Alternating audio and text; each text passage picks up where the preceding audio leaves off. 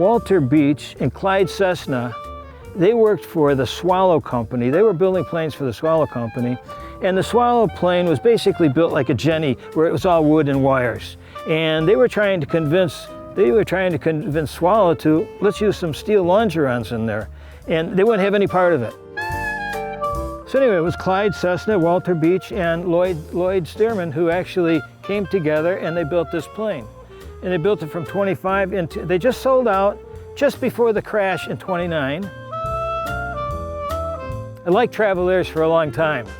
And I knew that they had a real good heritage. They were good flying airplanes.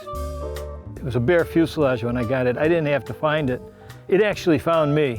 It was in my tea hangar, and a guy came up to me and he wanted to sell it. And he says, Rick, this is the type of stuff you do. You're going to enjoy it. And after about a month, my wife said, just go buy that airplane. You like doing that, Rick. When I got the plane, it was just a bare fuselage. I had the landing gear, and I had wings that were just dilapidated. I couldn't use them. But I did have a complete set of drawings on the plane. And just went after it a little bit at a time.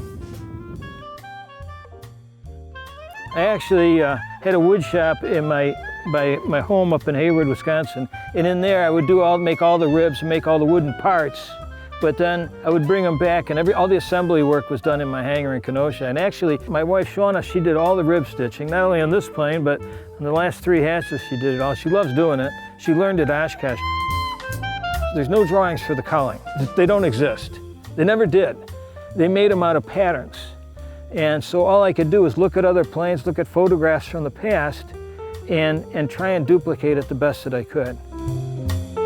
Of everything that I had to fabricate, I gotta say that door for the front cockpit was the most difficult part because of the compound curves of it and trying to reinforce the back of it. I have a mahogany back on the inside, but that was a very difficult part to make. And Kent McMakin, he loaned me a door that was formerly from a plane that Charles Lindbergh owned, which is kind of cool. And he let me use it. I probably had it for about 3 months, but it gave me all the information where I could make that thing just fit there perfect. You can't move everything yourself, but I had a lot of guys at Kenosha coming over watching what I was doing. It always slowed me down. But I gotta tell you, I'd always welcome them back because they enjoyed it and I would enjoy seeing something that they might have done. I had a disc on the plane about its history and that, and I had understood that Ellensburg Flying Service, they actually, they owned this plane back in Ellensburg, Washington. They used it to ferry passengers over the Cascades to neighboring cities. Because of that history, I wanted to put the name on the plane.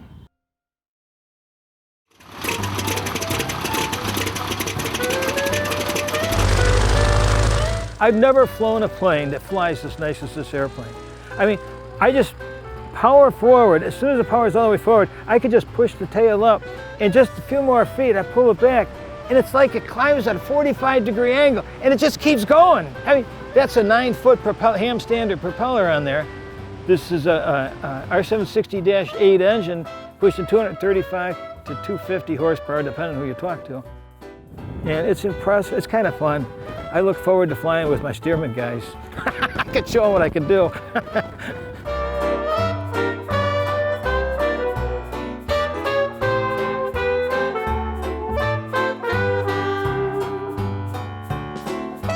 I got to tell you, a good friend of mine, Joe Tallman, he was a test pilot for the Air Force.